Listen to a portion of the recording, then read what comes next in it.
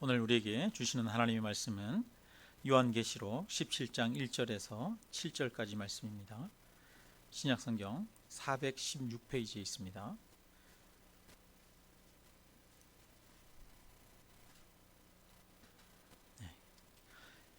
계시록 17장 1절에서 7절까지 우리 한 목소리로 같이 읽겠습니다. 또 일곱 대접을 가진 일곱 천사 중 하나가 와서 내게 말하여 이르되 이리로 오라. 많은 물 위에 앉은 큰 음녀가 받을 심판을 내게 보이리라. 땅의 임금들도 그와 더불어 음행하였고 땅에 사는 자들도 그 음행의 포도주에 취하였다 하고 곧 성령으로 나를 데리고 광야로 가니라. 내가 보니 여자가 붉은 빛 짐승을 탔는데 그 짐승의 몸에 하나님을 모독하는 이름들이 가득하고 일곱 머리와 열 뿔이 있으며 그 여자는 자줏빛과 붉은빛 옷을 입고 금과 보석과 진주로 꾸미고 손에 금잔을 가졌는데 가증한 물건과 그의 음행에 더러운 것들이 가득하더라. 그의 이마에 이름이 기록되었으니 비밀이라 큰 바벨론이라 땅의 음녀들과 가증한 것들의 어미라 하였더라. 또 내가 보매 이 여자가 성도들의 피와 예수의 증인들의 피에 취한지라. 내가 그 여자를 보고 놀랍게 여기고 크게 놀랍게 여기니 천사가 이르되 왜 놀랍게 여기느냐. 내가 여자와 그가 탄 일곱 머리와 열 뿔 가진 짐승의 비밀을 내게 이르리라. 아멘. 네. 2021년 새해 첫 예배입니다. 네. 새해에도 하나님의 시선이 우리에게 있습니다. 하나님이 저와 여러분과 함께 하시는 줄로 믿습니다. 우리도 하나님만을 바라보고 나아가기를 원합니다. 작년에 우리가 계속 요한계시록을 보고 있었는데 이어서 오늘은 17장 18절 말씀을 함께 보도록 하겠습니다. 1절에 보니까 큰 음녀가 이렇게 받을 심판을 내게 보이리라 말하고 있어요. 그 음녀라 그래가지고 좀 이렇게 우리에겐 감이 잘 안 오지만 세번역 성경에는 큰 음녀를 큰 창녀다 이렇게 이야기를 하고 있습니다. 그 모습을 보면은 여자가 붉은 빛 짐승을 타고 있고 그 짐승은 일곱 머리와 열 뿔을 가지고 있습니다. 이 계시록 13장에 보면은 이 짐승에 대한 이야기가 나오는데 이 짐승은 바다에서 나왔는데 용으로부터 권세를 받습니다. 용은 사단을 이야기를 하는 겁니다. 사단으로부터 권세를 받은 것이 바로 이 짐승입니다. 하나님을 대적하는 그런 존재입니다. 그러니까 이 지금 여자가 이 음녀가 그 짐승을 타고 있어요. 그 말은 이 여자도 하나님을 대적하는 존재라고 하는 것을 보여주는 것입니다. 사단과 한 통속이라고 하는 것을 보여주죠. 근데 이제 4절에 보니까 그 여자는 자줏빛과 붉은빛 옷을 입고 있어요. 원래 자줏빛 옷, 붉은빛 옷 이것은 굉장히 귀한 옷입니다. 옷감으로. 그래서 이 자줏빛 옷, 붉은빛 옷은 주로 누가 입느냐? 왕들이나 귀족들이나 이런 사람들이 입는 거예요. 그러니까 왕이 입는 그런 옷을 입고 있는 겁니다. 그러니까 굉장히 큰 권세를 가지고 있는 힘을 가지고 있는 그런 여인이라고 하는 것을 알 수가 있습니다. 그리고 금과 보석과 진주로 꾸미고 손에 금잔을 가졌는데 치렁치렁 꾸몄어요. 손에는 금 가락지를 끼고 금 귀걸이를 하고 금 목걸이를 하고 옷에도 뭐 번쩍번쩍 금이나 이런 여러 가지 이 보석들이 주렁주렁 달려 있어요. 여러분 어떤 느낌이에요? 굉장히 부자구나, 돈이 많구나 이런 느낌이 들지 않습니까? 그러니까 부유하고 화려합니다. 사람들의 이 마음을 확 끌 만큼 멋있는 것들을 많이 가지고 있어요. 그 다음에 가정한 물건과 그의 음행에 더러운 것들이 가득하더라. 성경에서 가정하다라고 하는 표현들은 주로 하나님이 싫어하는 것, 그리고 우상 숭배와 관련된 것들, 이런 것들을 표현할 때 가정하다라고 표현합니다. 그러니까 하나님이 싫어하는 것들, 그 다음에 우상이나 음란하고 죄악된 것들이 가득한 그런 여인입니다. 여러분, 이 여인의 모습을 한번 머릿속으로 상상을 한번 해보십시오. 여인이, 음녀가 짐승을 탁 탔는데 옷은 어마어마하게 멋있어요. 예? 권세가 있는 그런 옷이에요. 화려해요. 근데 또 한편으로는 온갖 가증한 것들이 다 있어요. 뭔가 사람들을 홀릴 만한 것들이 막 절절절절 흘러 넘치고 있어요.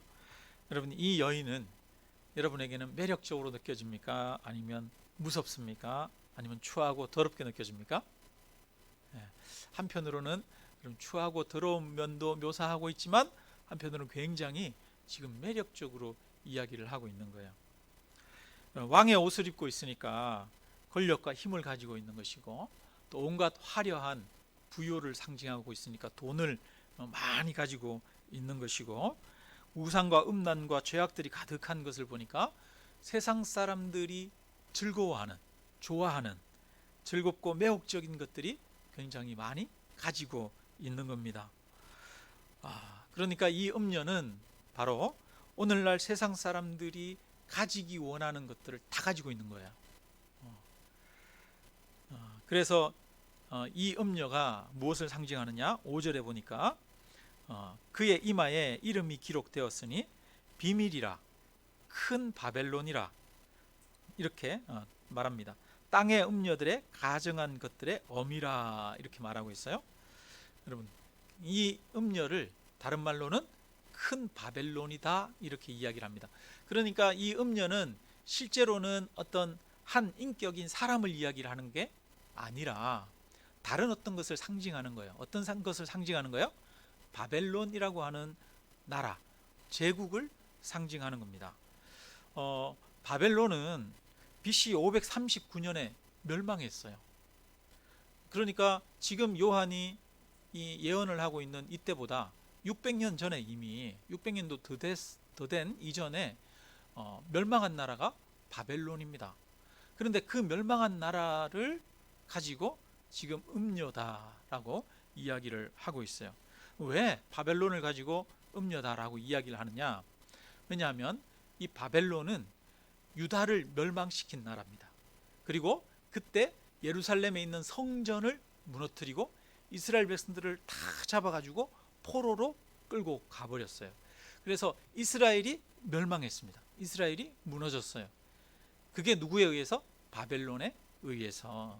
하나님의 성전이 무너지고 이스라엘 백성들이 다 사라지고 포로로 끌려간, 그래서 하나님을 대적하는, 하나님의 민족, 하나님의 사람들을 대적하는 가장 큰 세력이 누구냐? 바벨론이다.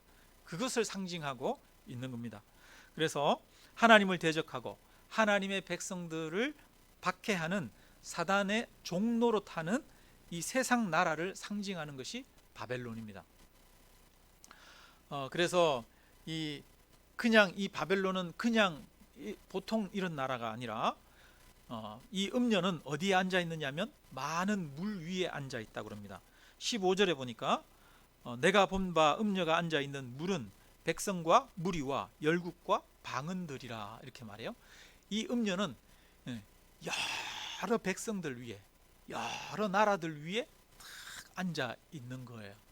그 당시에 바벨론은 한 나라만 아니라 바벨론은 주변에 있는 여러 나라들을 다 지배하는 그런 큰 제국이었습니다. 하나의 팽창주의 정책을 쓰면서 주변의 것들을 다 삼켜버렸죠. 그래서 바벨론을 중심으로 온 세계가 구성이 될 때 그런 시대입니다. 바벨론은 온갖 권력의 중심이고 뿐만 아니라 온갖 경제활동과 재물의 중심이 이 바벨론입니다. 바벨론은 또 여러 가지 문화가, 또 예술이나 이런 것들이 모여지는 온 세상의 중심이라고 할 수 있습니다. 그래서 이 바벨론은 그가 가지고 있는 그런 힘과 여러 가지 많은 것들을 가지고, 문화와 물질들을 가지고 사람들을 미혹합니다. 유혹합니다.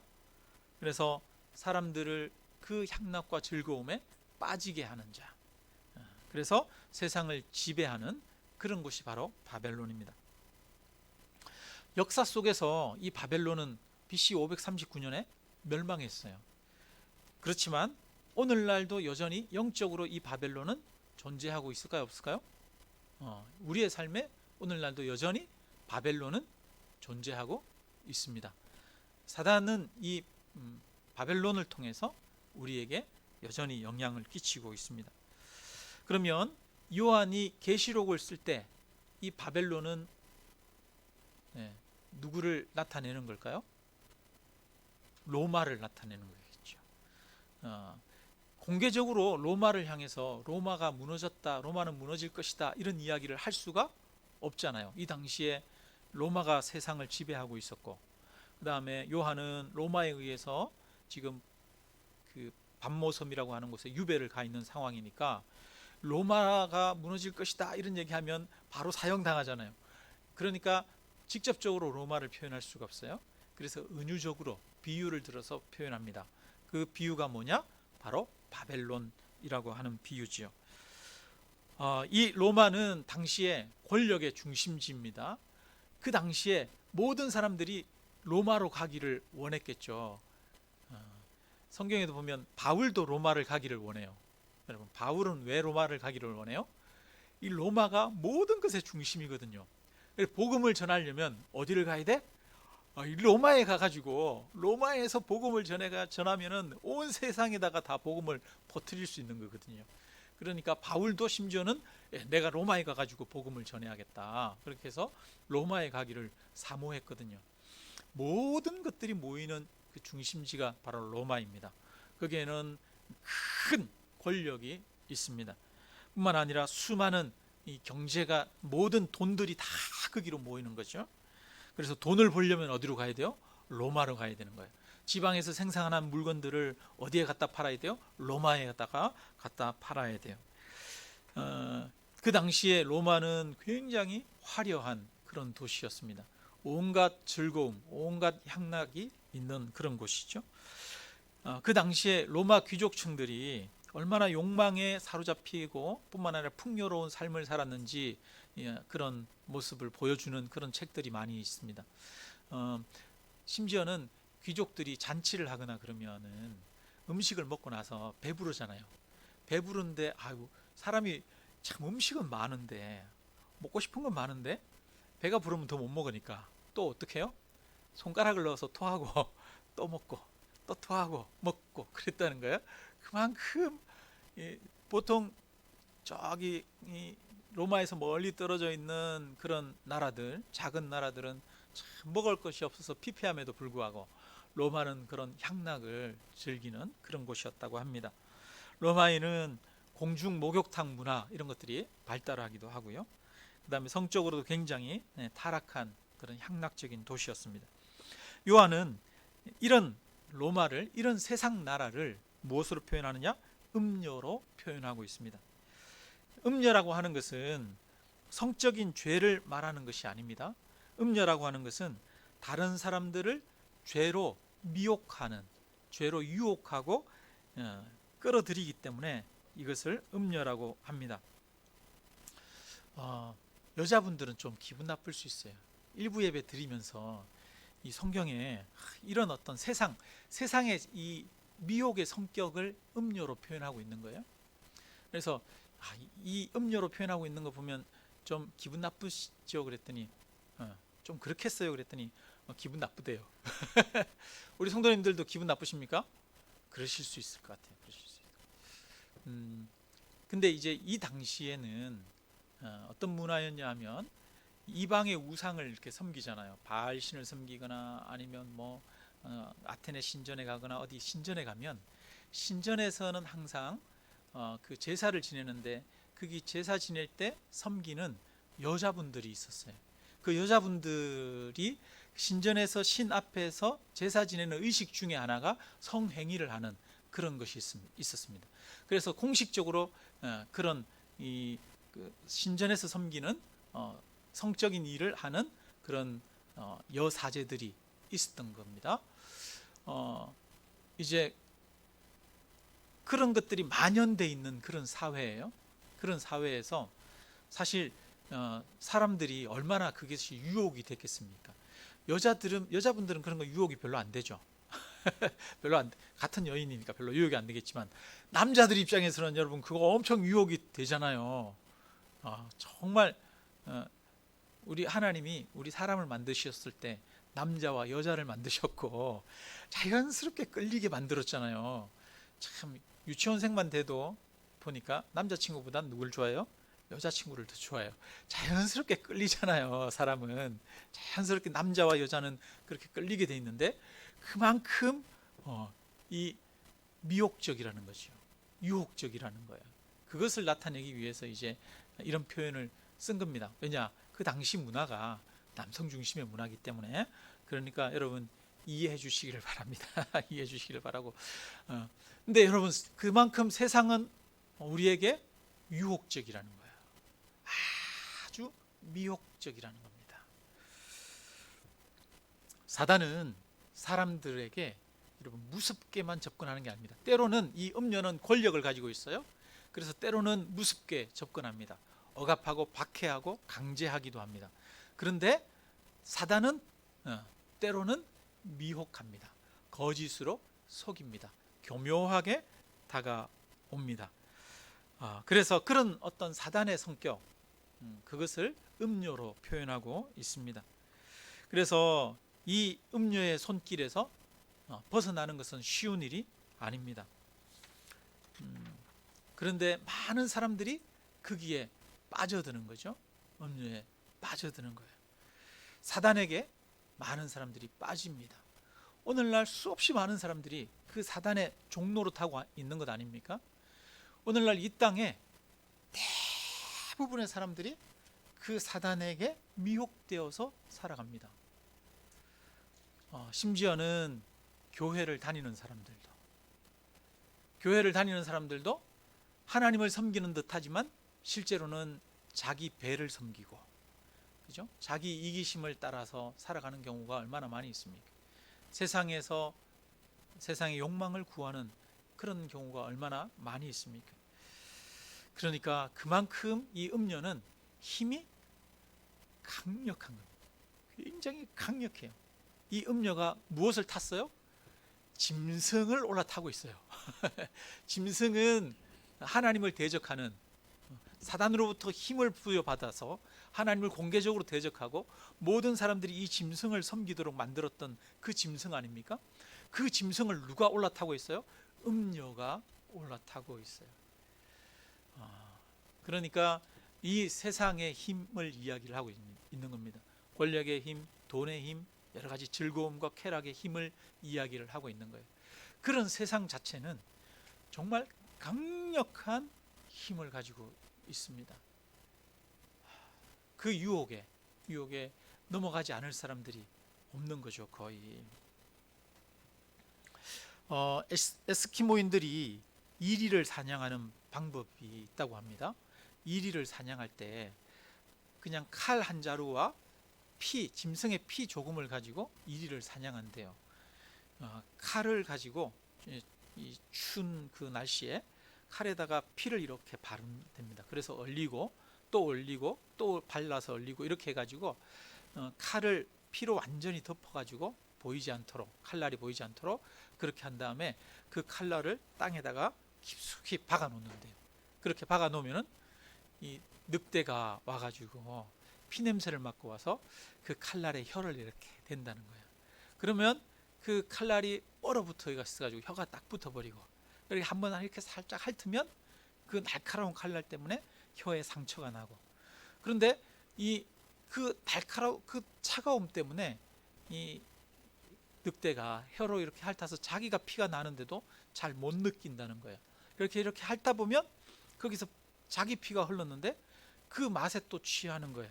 그래서 계속 그 칼날을 핥다가 피를 흘리고 나중에는 쓰러져서 죽는다는 것입니다. 이것이 세상의 성격을 잘 보여주는 것 같아요. 여러분, 이 세상은 마치 늑대를 잡는 그 피를 바른 칼날과 같습니다. 그래서 거룩한 하나님의 백성들을 미혹해서 그 미혹은 조금씩 맛보다 보면은 거기에 완전히 빠져 들어가서 결국은 죽음의 길을 가게 만드는 것이 바로 이 세상이지요. 이 세상은 그래서 성도들을 미혹하는 음료로 다가옵니다. 그래서 우리는 이 세상의 정체를 바르게 알아야 된다고 하는 거예요. 성도들은 세상의 정체를 바르게 알아야 됩니다. 세상은 뭐예요? 미혹하는 음료라는 거예요. 음료. 여러분, 6절에 보면 이제 끔찍한 내용이 나와요. 6절에 또 내가 보매 이 여자가 성도들의 피와 예수의 증인들의 피에 취한지라 이렇게 말하고 있습니다. 이 음녀는 굉장히 화려하게 멋있고 유혹적으로 매혹적으로 앉아 있는데 한편으로 보니까 그 잔에 뭐가 들려 있어요? 성도들의 피가 들려 있는 거예요. 이 음녀는 그 성도들의 피를 마시고 있습니다. 매혹적으로 다가오지만 결국은 성도들을 죽이고 그 피를 마시고 있는 잔인한 모습입니다. 그러므로 우리는 이 음녀에게서 탈출해야 합니다. 이 세상에서 탈출해야 됩니다. 3절에 보니까 이렇게 말해요. 3절에 곧 성령으로 나를 데리고 광야로 가니라 이렇게 말합니다. 하나님은 요한을 어디로 데리고 갔느냐? 광야로 데리고 갔어요. 근데 그 광야로 데리고 가서 그 다음에 뭐라고 말해요?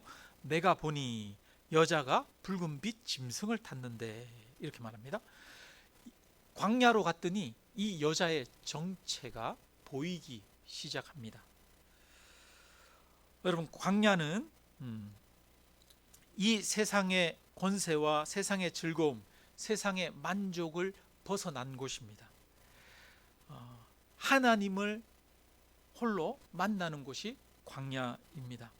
그 광야에서 조용히 하나님을 바라보니까 이 음녀의 정체가 보이기 시작하는 거예요. 세상이 보이기 시작하는 겁니다. 이 세상 사람들이 추구하고 따라가는 그 삶이 얼마나 부질없는 것인지, 얼마나 거짓된 것인지, 얼마나 불행한 것인지 그것을 보게 되어지는 것입니다. 거기 안에는 많은 피가 있는 것을 보게 되는 것이죠. 제가 가장 좋아하는 TV 프로그램 중에 하나가 우리 성도님들 뭔지를 아시죠? 나는 자연인이다. 네, 제가 나는 자연인이다 그거 굉장히 좋아해서 TV 틀면 그거를 이렇게 찾아서 봅니다. 재방송도 보고 또 보고 그럴 때가 참 많이 있어요. 나는 자연인이다 그걸 보면서 한 가지 느끼는 게 있습니다. 사람들이 그런 얘기를 해요. 자연에 이렇게 혼자 와서 혼자 살고 있으니까 그동안에 자기가 살았던 삶이 얼마나 좀 불행하고 헛된지를 알게 된다라고 그렇게 말합니다. 그러면서 산에 있으니까 너무 행복하대요. 세상에 나가면 세상에서는 돈을 벌기 위해서 아둥바둥하지. 그 다음에 또 사람들과 경쟁해서 이기기 위해서 끊임없이 다퉈야 되죠. 그러니까 거기에 있을 때는 그런 경쟁에서 서로 막 다투고 그러는 것이 그것이 불행인지 모르고 그렇게 거기에 매몰되어서 살았는데 거기에서 벗어나서 산에 와 보니까 세상에서 살았던 삶이 얼마나 어리석었는지를 보게 되는 것이죠. 여러분, 우리가 물 안에 있을 때는 물을 못 볼 때가 많잖아요. 그죠? 근데 물을 벗어나 보면 그 물이 보일 때가 많지 않습니까? 마찬가지로 이 세상도 하나님이 벗어나게 하시는 거예요. 벗어났을 때 그 세상의 정체가 보이는 거죠. 음료의 정체가 보이는 거예요. 그래서 하나님은 광야로 이 요한을 불러내십니다. 그 광야에서 이 바벨론의 정체, 음료의 정체, 이 세상의 정체를 알게 됩니다. 그래서 하나님은 광야로 부르시는 분입니다. 하나님은 이스라엘 백성들의 조상, 여러분 이스라엘의 조상이 누구예요? 아브라함이잖아요. 그 아브라함을 광야로 불렀습니다. 언제 불렀노? 이러실지 모르겠지만 원래 아브라함의 고향이 어디예요? 좀 졸리시니까 좀 질문을 좀 던져야 되겠어요. 아브라함의 고향이 어디입니까? 갈대아 우르잖아요. 갈대아 우르. 이 갈대아가 어디냐면 바벨론입니다. 그리고 거기에 우르 지역은 유프라테스 강 유역에 있는 굉장히 발달한 도시입니다. 그러니까 이 아브라함은 원래 도시 사람이에요. 굉장히 이 스마트하고 그런 도시 사람입니다. 저는 시골 사람이거든요. 그래서 제 옛날에 별명이 컨츄리였어요. 컨츄리. 그래서 촌티가 줄줄 난다고 그러는데 지금도 좀 그렇죠, 여러분. 근데 이 아브라함은 도시 사람이야. 도시 사람. 차도남. 네. 근데 하나님이 그 아브라함에게 찾아오셔서 말합니다. 너는 내가 내게 지시할 땅으로 가라 그랬어요. 그래서 하나님이 지시하는 땅으로 갔는데 그 땅이 어디냐면 가나안 땅이에요. 이 가나안 땅은 굉장히 조그마한 땅이고 척박한 땅입니다. 게다가 하나님이 이 아브라함을 어디로 데려가셨냐면 아브라함을 그 가나안 땅 중에도 브엘세바라고 하는 곳으로 데려갔습니다. 브엘세바는 이스라엘에서 제일 남단에 있는 그런 지역인데요. 그 길을 다른 말로 네게브라고 합니다. 네게브. 네게브는 초원 지역, 이런 광야 지역입니다. 반은 광야예요. 광야. 사람이 살기 힘든 그곳으로 하나님이 보내셨어요. 하나님이 지시하는 땅이, 아브라함에게 지시하는 땅이 갈대아 우르에서, 바벨론의 그 화려한 도시에서 어디로? 이 가나안 땅에, 그 척박한 땅에, 메마른 땅에, 그 길로 광야로 부르시면서 내가 이 땅을 너와 내 후손에게 주리라 이렇게 말씀하셨어요. 하나님이 아브라함에게 좋은 땅 안 주셨어요? 하나님이 아브라함에게 큰 도시, 강남에 좋은 빌딩 안 주셨어요? 강원도 산골짜기로 부르시고 하나님이 이 땅이 너희 민족에게 주리라 이렇게 말씀하신 거나 마찬가지예요. 여러분, 하나님은 광야로 부르십니다. 그래서 뭐라고 하시냐면 바벨론을 떠나라 라고 말합니다. 출 바벨론 하게 하셨어요. 하나님은 이렇게 제국, 세상, 큰 도시, 권력이 있는 곳, 이런 곳을 떠나게 하시는 것이 아브라함에게만 그런 게 아닙니다. 누구에게 또 그러냐? 하나님은 이스라엘 백성들에게 그러죠. 이스라엘 백성들은 가나안 땅에 있다가 이 애굽에 내려갔어요. 애굽에서 큰 민족을 이루었습니다. 그런데 큰 민족을 이룬 이스라엘 백성들을 다시 애굽에서 나가라라고 말합니다. 그래서 그들이 간 곳은 광야에서 40년 헤매다가 결국 가나안 땅에 들어간 것이죠. 하나님은 이스라엘 백성들에게 출애굽하라고 하십니다. 저와 여러분에게 하나님은 출바벨론 하라고 하십니다. 여러분, 저와 여러분에게 하나님은 세상에서 나오라라고 말씀하고 있습니다. 바라기는 저와 여러분이 세상에서 나오는 자가 되기를 바랍니다. 출바벨론 하기를 바랍니다. 네. 여기 18장 4절 18장 4절에 보면 이렇게 말하죠. 같이 한번 읽어봅니다. 또 내가 들으니 하늘로부터 다른 음성이 나서 이르되 내 백성아 거기서 나와 그의 죄에 참여하지 말고 그가 받을 재앙들을 받지 말라 이렇게 말합니다. 그 바벨론에서 나오라 그럽니다. 그 죄악에 참여하지 말라 그럽니다. 왜냐 하니까 5절에 그의 죄는 하늘에 사무쳤으며 하나님은 그의 불의한 일을 기억하신지라 이렇게 말씀하고 있습니다. 그래서 이 바벨론은 우리가 바벨론에서 나와야 됩니다. 왜냐? 그 바벨론을 향해서 18장 1절에 보면 18장 2절이죠. 2절에 보면 힘찬 음성으로 외쳐 이르되 무너졌도다 무너졌도다 큰 성 바벨론이여 귀신의 처소와 각종 더러운 영이 모이는 곳과 각종 더럽고 가정한 새들이 모이는 곳이 되었도다 이렇게 말하고 있습니다. 귀신의 처소는 귀신의 집이라는 거예요. 여러분, 세상 만족을 구하고 사는 곳, 그곳에 누가 있다는 거예요? 사단이 있다는 겁니다. 거기에 귀신이 있다고 하는 겁니다. 거기에 각종 더러운 것이 있습니다. 그리고 이 세상은 무엇을 바탕으로 세워져 있느냐? 바벨론은 24절에 보면 18장 24절에 선지자들과 성도들과 및 땅 위에서 죽임을 당한 모든 자의 피가 그 성중에서 발견되었느니라 하더라, 이렇게 말하고 있어요. 여러분, 바벨론은 죄악 가운데 서 있는 도시입니다. 그 죄가 하늘에 닿았습니다. 거기에 보니까 나중에 바벨론이 무너지고 나서 거기 보니까 피가 가득한 거예요. 여러분, 이 세상이 사실은 피 위에 건립되어 있습니다. 우리가 부러워하고 우리가 좋아하는 곳이 어디입니까? 온 세상의 중심, 오늘날 세상의 중심은 어딜까요? 뭐 뉴욕이나 이런 데가 될 수 있겠죠. 뉴욕에 뭐 금융가 있는데, 월가나 아니면 맨하탄이나 이런 데가 온 세상의 중심 아니겠습니까? 오늘날 우리나라의 중심은 어디입니까? 우리나라의 중심은 서울 강남이겠죠. 여러분, 우리 눈에 보이지 않지만 그 강남은 뭐 위에 건설되어 있습니까? 많은 사람들의 피 위에 건설되어 있는 것이 강남 아닙니까? 여러분, 그 강남의 집값이 조금씩 올라갈 때마다 온 나라의 집값이 다 조금씩 올라가잖아요. 강남 사람들이 그 돈 투자해서 집값 올리면 가난하고 힘없는 서민들, 집 없는 사람들은 집 때문에 얼마나 또 고통받고 눈물 흘리고 한숨 짓습니까? 많은 사람들의 눈물과 한숨과 그 고통 위에 강남의 집값이 형성되어 있는 거 아닙니까? 여러분, 이 세계의 선진국들이 있는데, 이 선진국들이 그 풍요로움이 어디에 바탕하고 있습니까? 지금도 저기 가난한 나라들, 남미나 이런 나라들, 밀림에 있는 그 나무들을 베내고 거기에다가 바나나 나무를 심고 커피를 심지 않습니까? 그들이 그렇게 해서 서구에 있는 대형 자본이 그 땅을 매입하고 그렇게 해서 거기 있는 사람들 사서 저임금으로 생산한 커피, 이런 것들을 우리가 오늘날도 먹고 그렇게 살아갑니다. 선진국들이 그렇게 많은 것들을 누리고 사는 것은 가난한 나라들의 피땀을 먹고 사는 것이죠.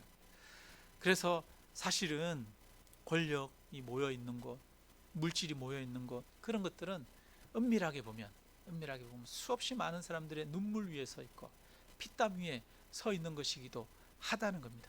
그래서 하나님은 이 바벨론의 죄가 어디에 닿았다? 하늘에 닿았다 그럽니다. 여러분, 바벨론의 풍요로움, 로마의 풍요로움은 그저 생긴 것이 아닙니다. 로마는 여러 민족과 백성들 그 위에 앉아 있대요. 음녀가 여러 물 위에, 많은 물 위에 앉아 있대요. 바벨론은 여러 작은 나라들을 지배한 나라입니다. 로마는 그 당시에 주변의 많은 나라들을 칼과 힘으로 지배했습니다. 그리고 거기에서 세금을 뜯어가고 수탈해 갔습니다. 그걸 가지고 로마의 화려함을 이룬 것이죠. 근데 사람들은 그 로마의 화려함을 쫓아가고 그 로마에서 영광 얻기를 원하고 높아지기를 원했습니다. 그것은 바로 피땀을, 사람들의 피 흘림을 자기가 취하려고 하는 것이라는 것이죠. 그런데 하나님 뭐라고 하십니까? 보니까 무너졌도다. 2절에 보니까 힘찬 음성으로 외쳐 이르되 무너졌도다. 큰 성 바벨론이요. 여러분, 이미 바벨론은 무너졌다라고 말합니다. 나무가 있는데 나무의 기둥이 잘려진 거예요. 기둥이 잘려져서 지금은 서 있는 것 같지만 이미 무너진 것과 마찬가지라는 겁니다. 여러분, 로마가 그 당시에 얼마나 화려하고 견고했습니까?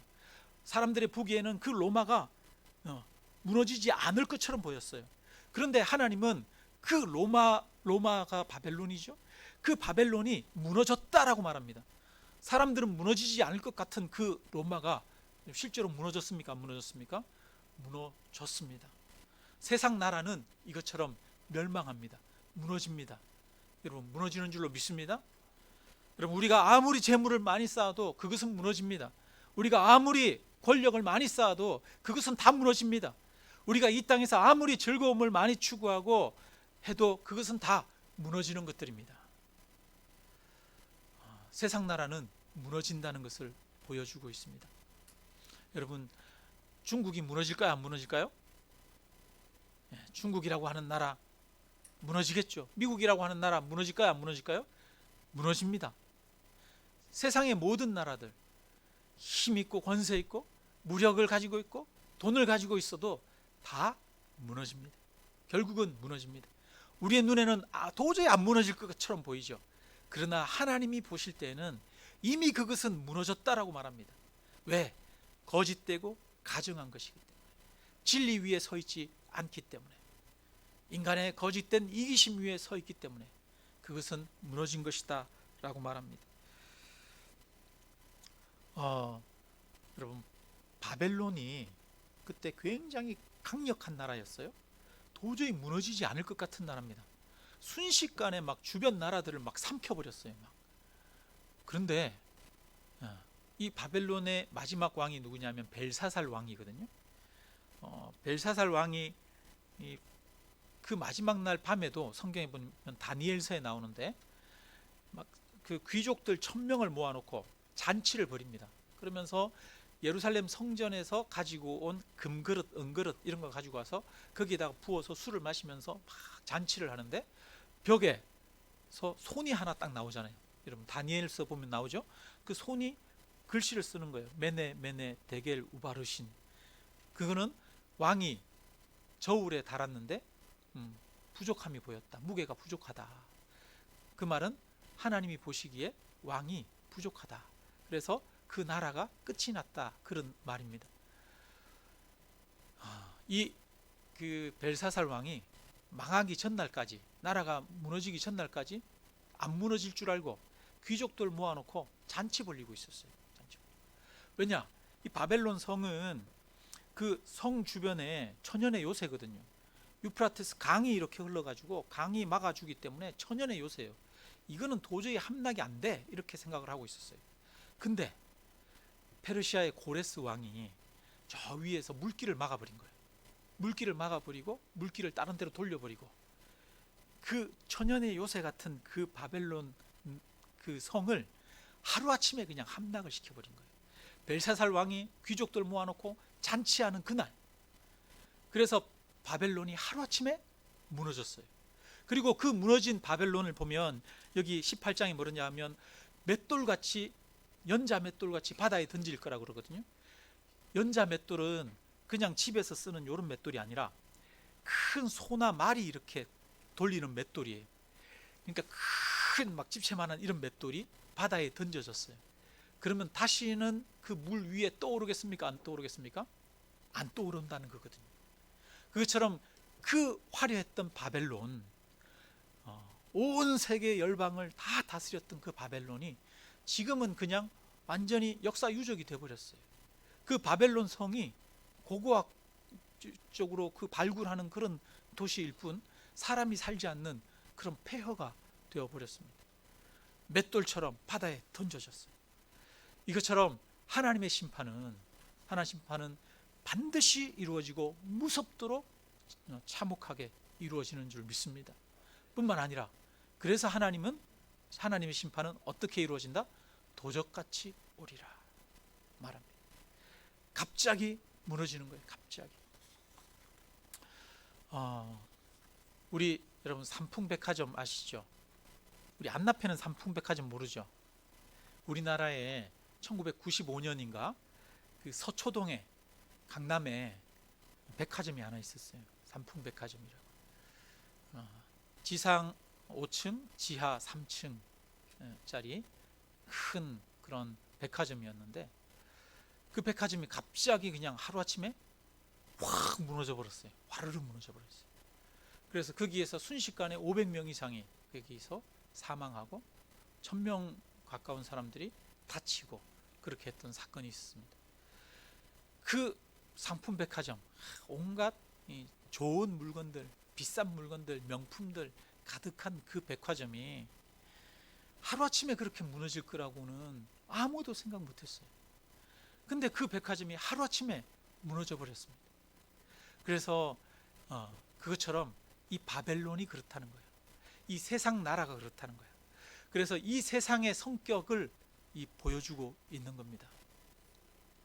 그래서 이 17장, 18장은 그런 이 세상 가운데에서 성도들을 나오라고 말합니다. 이 세상은 여러분 소돔과 고모라와 같은 곳입니다. 소돔과 고모라, 거기에 롯과 그 딸들이 살고 있었어요. 하나님의 사자가 와서 거기에서 소돔과 고모라에 있던 롯과 두 딸들과 또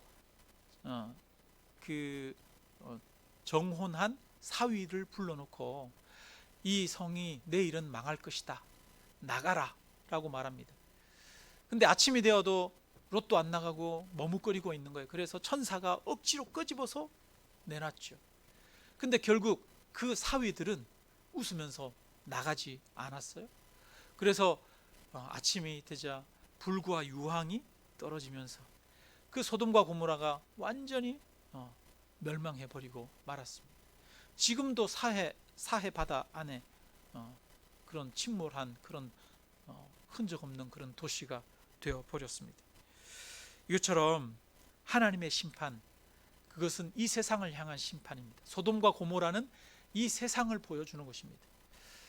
여러분, 저와 여러분은 소돔과 고모라에서 살아가고 있습니다.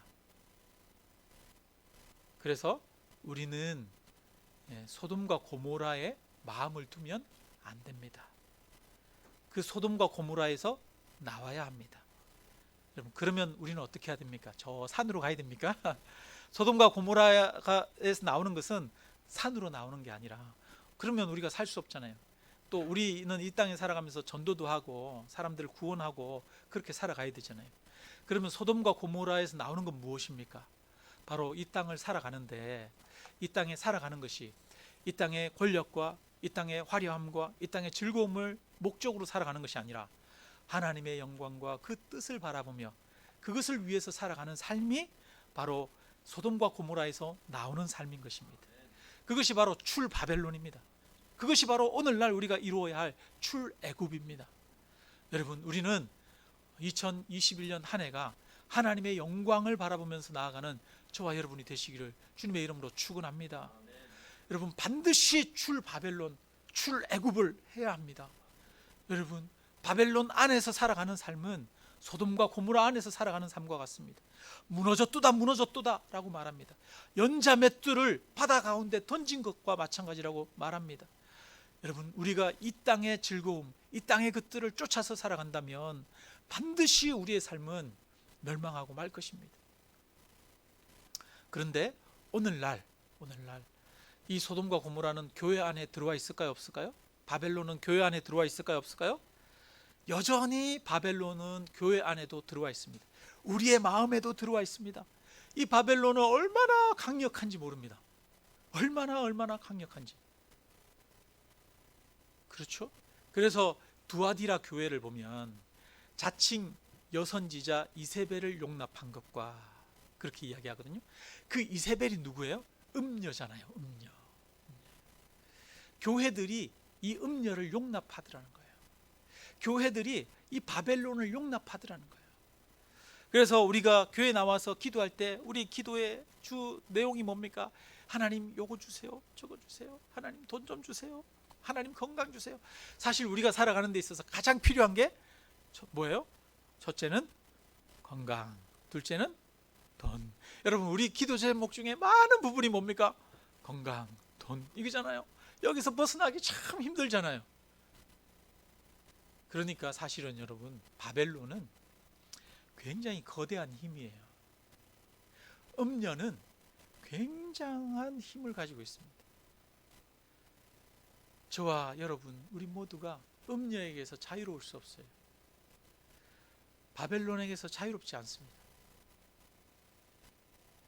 거기에서 우리는 싸우는 싸움을 싸우는 겁니다. 바벨론에서 나오는 싸움. 그래서 하나님의 영광을 위하고 하나님의 뜻을 구하는 싸움을 싸우는 겁니다. 바벨론에서 나오는 방법은 한 가지밖에 없어요. 하나님을 바라보는 겁니다. 하나님을 바라보는 겁니다. 예수 그리스도의 십자가를 바라보는 겁니다. 이 세상은 끊임없이 높아지고 인정받고 또 많은 것을 소유하는 것을 이야기하지만 예수 그리스도의 십자가는 낮아지고 겸손해지고 자기 자신의 것을 내어주고 사랑으로 섬기는 것을 이야기합니다. 예수 그리스도를 바라보는 것만이 우리가 이 땅의 바벨론에서 벗어날 수 있는 유일한 길입니다. 우리는 이 예수 그리스도를 날마다 바라보아야 됩니다. 그렇게 되면 하나님의 의를 이룰 것입니다. 그렇게 되면 이 세상이 주는 기쁨이 아니라 하나님이 주시는 신령한 기쁨을 얻게 되어질 것입니다. 그렇게 되면 진정한 행복을 우리가 찾게 되어질 것입니다. 바벨론에서 벗어난 자만이 진정한 영생의 기쁨을 누립니다. 참된 기쁨을 누립니다. 바라기는 우리가 바벨론을 목적으로 살아가는 것이 아니라 하나님의 나라를 목적으로 살아가는 그런 저와 여러분이 되시기를 주님의 이름으로 축원합니다. 여러분 여기 주보에 보면 여기 글 이렇게 써놓은 거 있는데 이것도 한번 읽어보시기를 바랍니다. 우리 찬양하고 우리